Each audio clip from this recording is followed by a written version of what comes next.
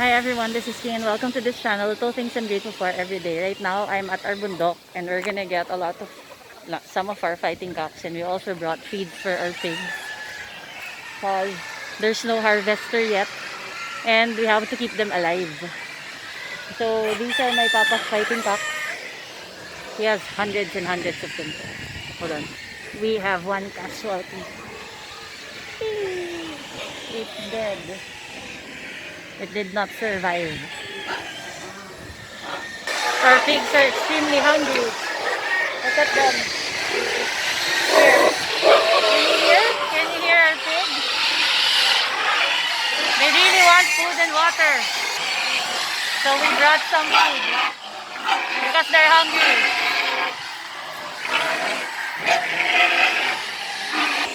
I went away from there because they're a bit loud. Oh, they're kawawa. They don't have anything, but we can't really bring them out because the road is still not very passable for a big truck to harvest all of this. I think we have 120 heads. So there, we brought some seeds for them so they can eat.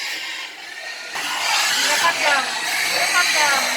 They're very hungry. They're very hungry.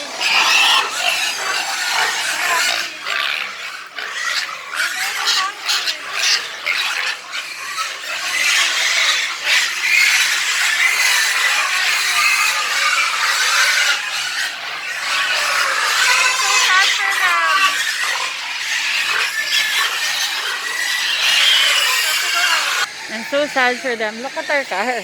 We can't fit them. We can't possibly bring them with this. We need a truck. And the road is still not passable by a truck. Anyway, please do pray for us na sana matapos ito so that we can go back to our normal daily lives. So bye for now. And please pray that our pigs can survive or that we can harvest them as soon as possible. Bye for now.